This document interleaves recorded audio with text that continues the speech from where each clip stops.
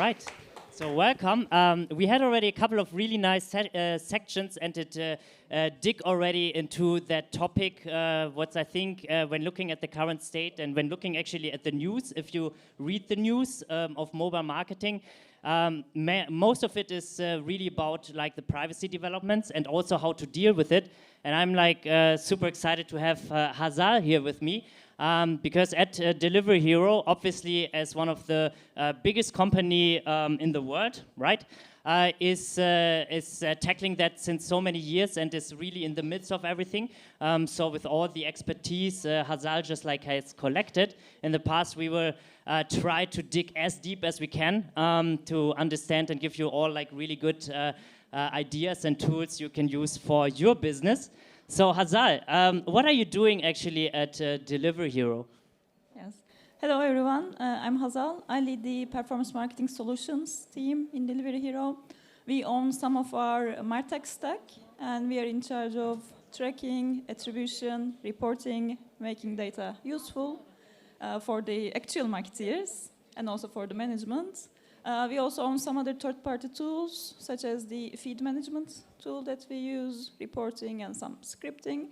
And we also have our dedicated analysts working with us. So we have a combined setup of channel knowledge plus the marketing analysts. So we directly work with marketing analysts day to day.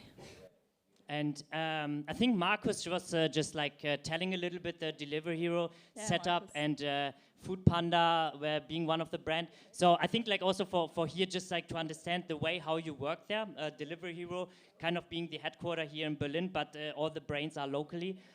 So how does it work?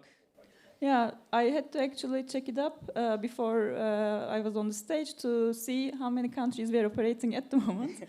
Because it changes quarter over quarter. Currently, we are operating in more than 70 countries around the world in 4 different continents. Headquarters are here in Berlin. And for marketing, our setup is actually quite complex. Some of our campaigns for different brands are run directly from here, from the central organization, whereas some countries, for example, Turkey, run most of their marketing campaigns from Istanbul or from their own headquarters. So but for the tech stack and for the analytics stack, we serve all of the brands that we have around the world. And maybe you have heard some of our brands, Food Panda, Foodora, Yemek Sepeti, Talabat, and most recently Glovo.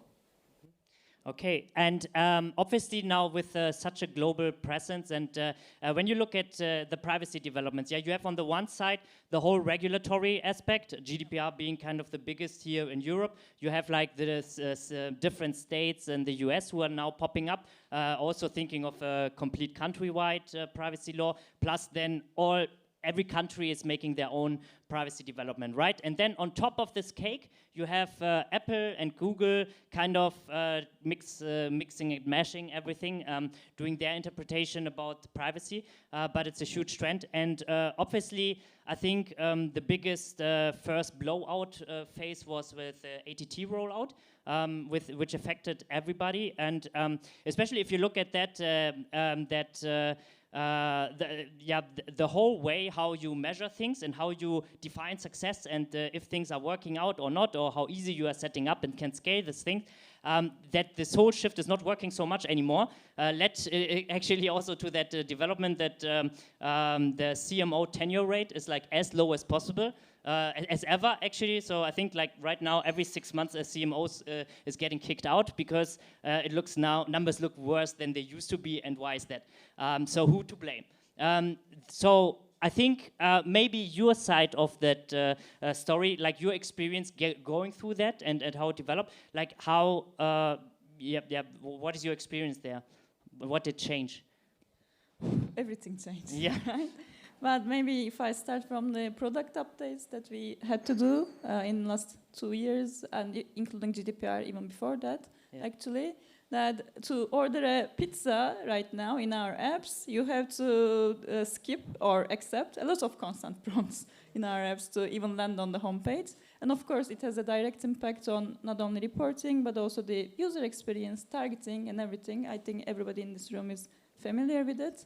So yeah, we had to also adapt our products with respect to regulations and also ATC in the last years. We tested different prompts, what will be their impact to the opt-in rates, what will be their impact to the, for example, to push opt-in rate. If we show too much prompt, then are we decreasing our in-house retargeting capabilities and so on. We were quite fast to adapt scan, so we also had the chance to set up scan campaigns from very beginning, and then we tested different setups also there. We also tested different conversion schemas to understand if we can gather some sort of more conversion action information in the aggregated level. So yeah, on the product side, we had a lot of changes.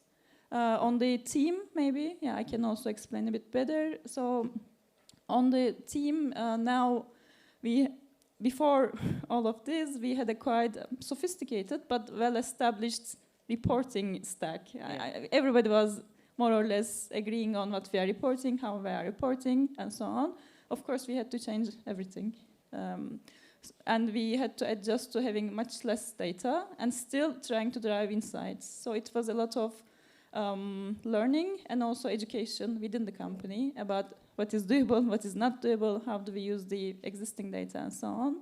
And for the MarTech side, what we did is not really onboarding new tools, but onboarding a lot of new processes, new data pipelines, new dashboards, and so on.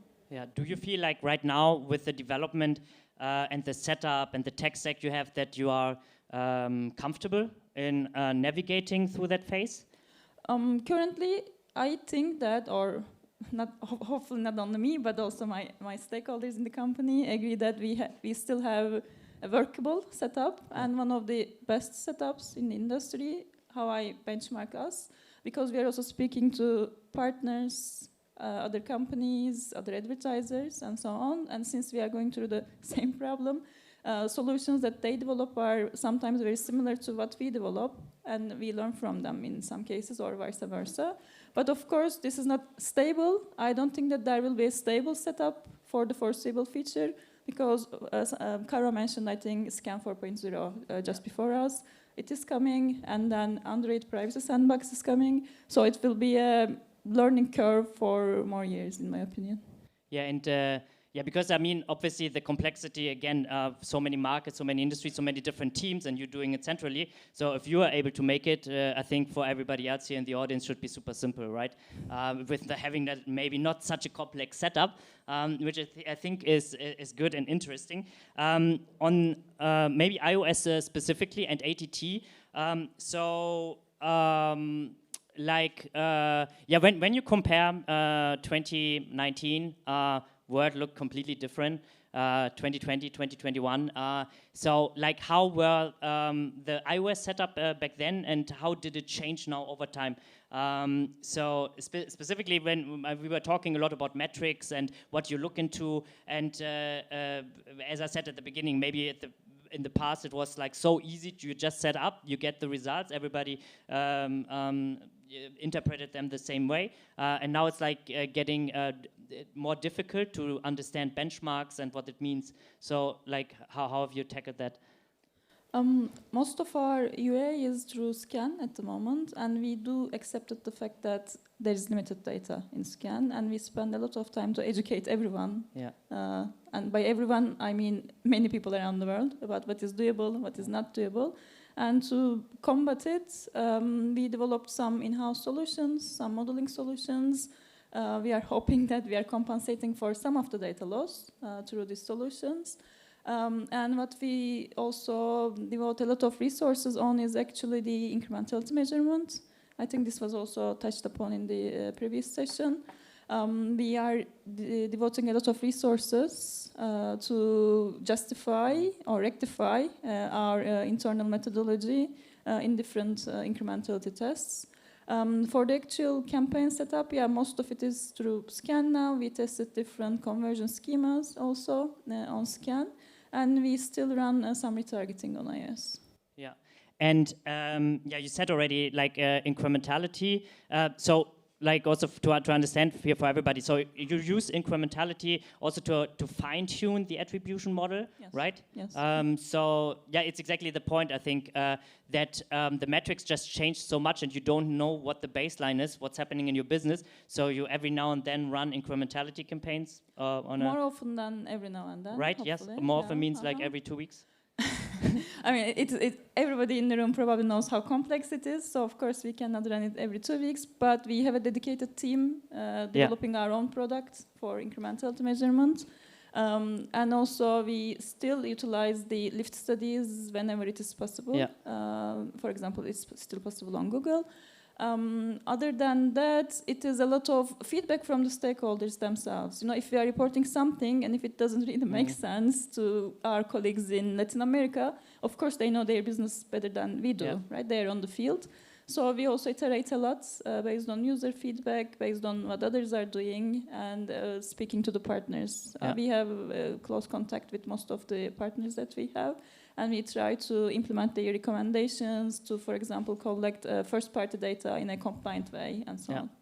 And you mentioned, like I think, when coming back again to how it was pre-ATT and now, with this, I think also like kind of in between area where it's you're figuring things out. You don't have Scan V4 yet, so I think like also for everybody, Scan V4 means things are getting much better. More visibility. So they just opened up, I think, a little bit more on the step of super hardcore privacy when they rolled ATT out to a bit more, well, okay, we see people are using probabilistic and other things, fingerprinting, what everybody says, so we make it a little bit more smoother so that the usage and looking into scan data is getting a little bit better. Maybe nobody will use fingerprinting or they will ban everybody who's still using it. Like, this is like kind of the assumption, but it should in generally get better.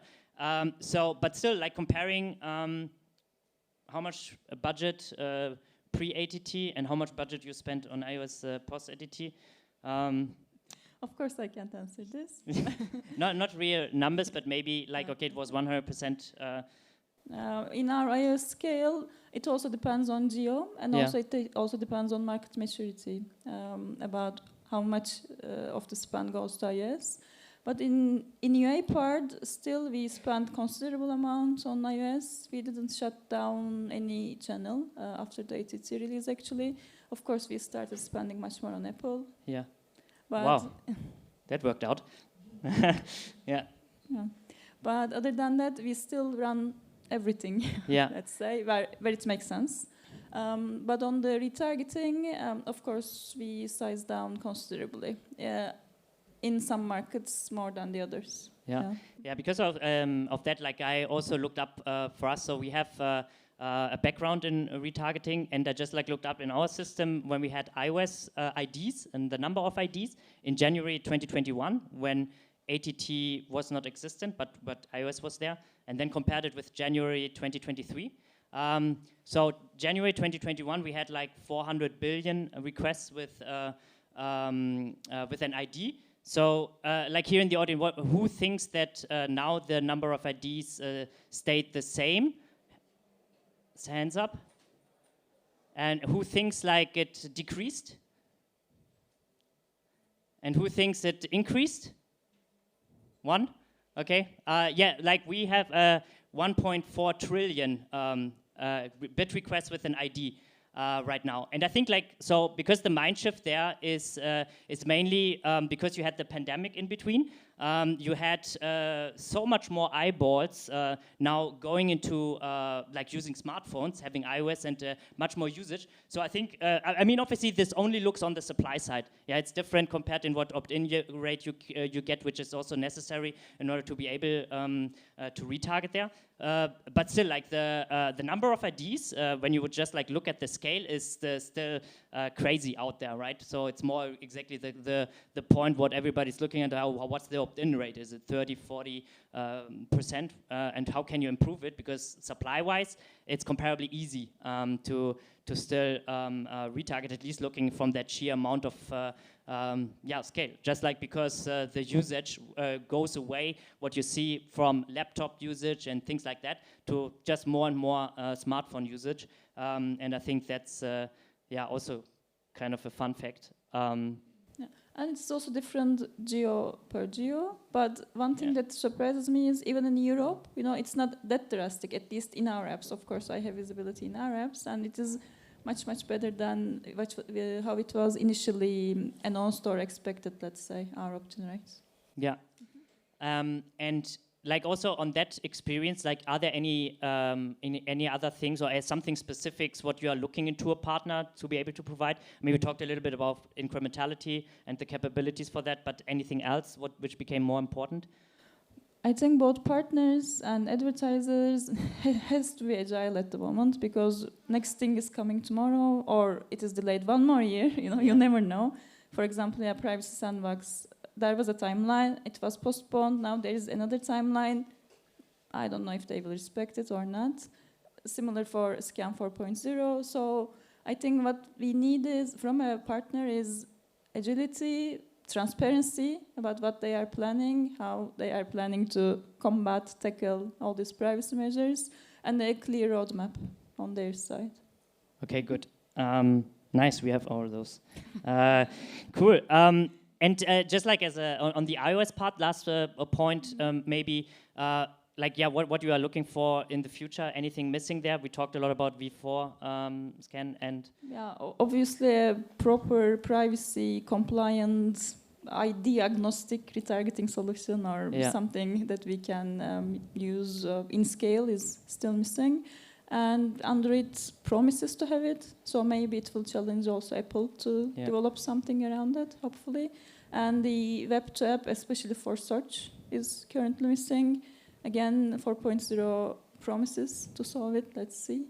Yeah, so there is like a promising future. So it's actually interesting, as I said. I think that Apple went this, a lot of IDs everywhere. Obviously, you can switch them off, and then they did a hardcore privacy thing where everything dropped, and now they steadily try to get a bit more marketer-friendly. On the other hand, when we are switching now to Google Sandbox, I think for most marketers not a real topic right now, because roadmap is they said 2 years in how it's going to develop. Plus also you can't test anything. Yeah, so it's like, okay, you don't have the inventory available. Yeah, what does it mean? It's still being discussed.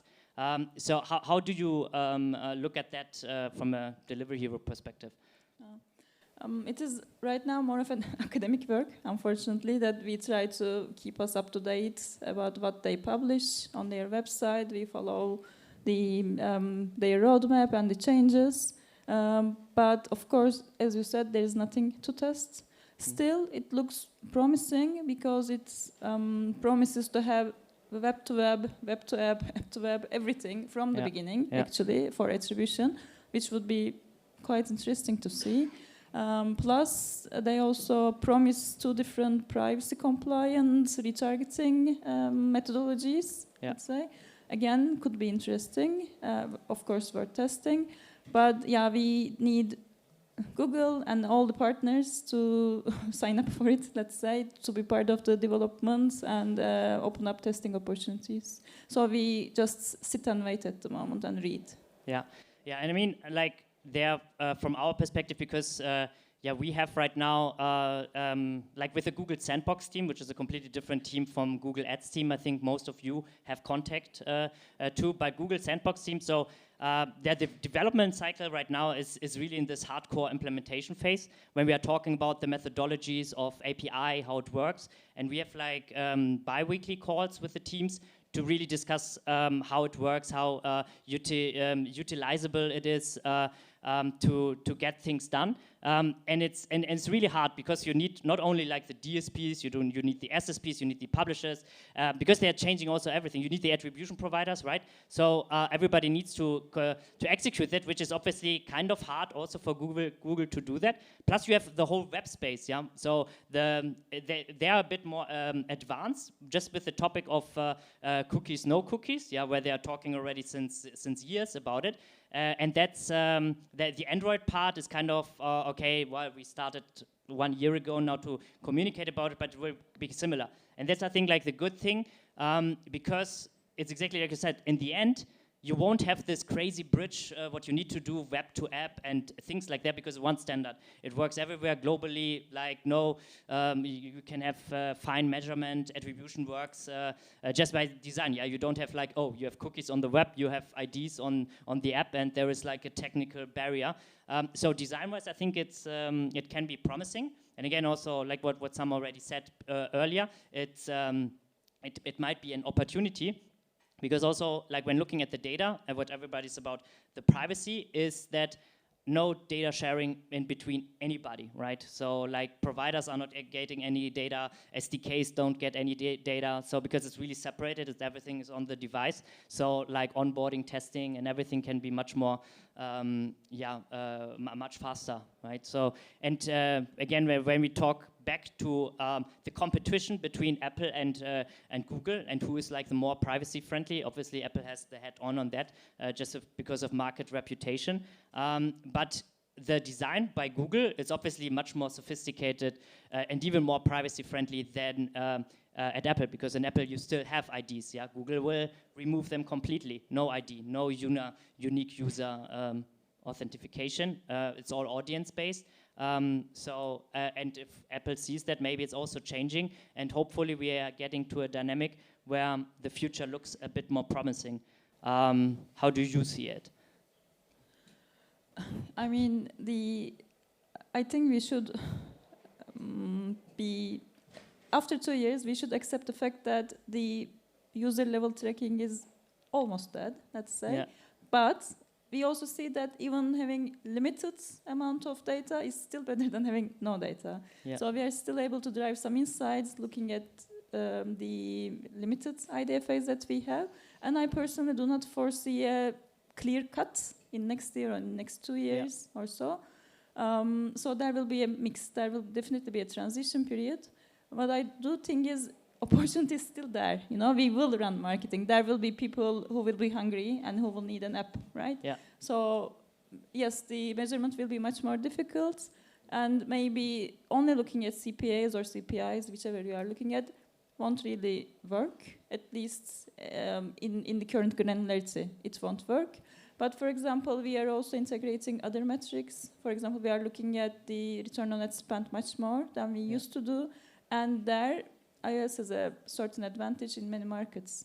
Then how could I stop advertising, for example? So as long as there's an opportunity, we will adapt. We have been adapting in the last 2 years. We already have some learnings. Industry already has some learnings.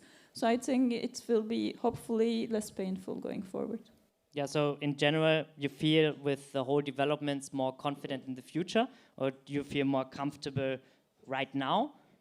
Or would you turn the time back how it used to be? Of course, everybody wants to have all the data in the world, right? Not only marketers, from what I heard. Have you ever spoken to product? Yeah. But if this is what we have, right? So I am still confident on what we are doing today, because we are seeing the impact every day, right? I mean, I am comfortable where we are at the moment. Of course, I was much more comfortable 3 years ago. Yeah. I have to admit it. But meanwhile, we also learned a lot of things. So there is still a way. When there's a will, there's a way to do things. So it will continue like that, I think. I'm not super afraid, or I don't think that performance marketing is already dead or anything like that. Yeah, because, also like what's the alternative? And I think the main point is exactly like what you see with this example, how many IDs are really still floating around in programmatic.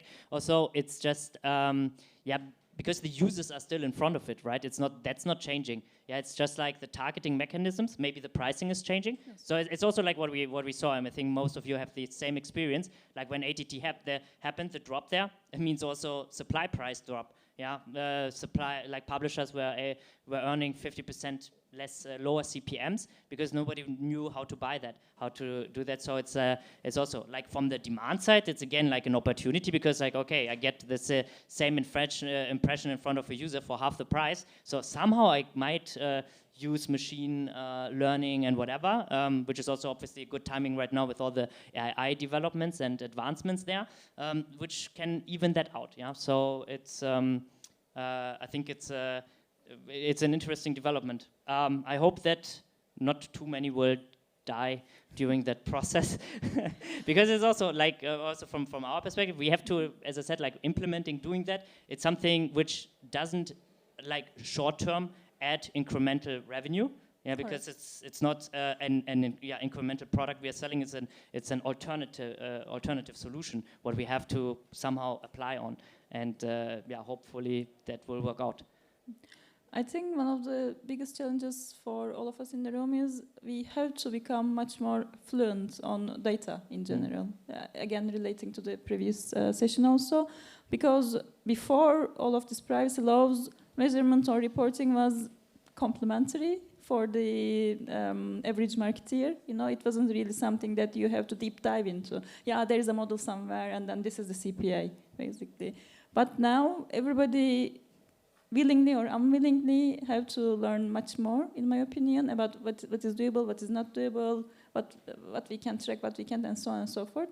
So marketeers need to become much more analytical compared to the past, but I do think it is already a nice thing. It's a growth area. Yeah.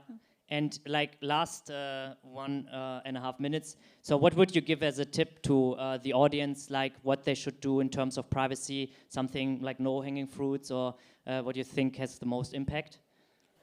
I hope that everybody is already testing things, whatever makes sense for their own organization. I can't advise on what to test, but I would suggest that just test things, privacy-compliant campaign types, and speak to everyone, you know, speak to your partners, speak to other advertisers, because since we are in this mess together, actually people are much more open to knowledge exchanges than I initially thought. You know, I never had anyone refused me to have a coffee, or I don't have a quick call when I have questions about, how are you handling this, how are you handling that? Of course, while not disclosing the exact methodology and so on. But it helps. We are not alone in this, you know. Everybody is on the same boat. All right. That was Hazal. Thank you, everyone, for your attention.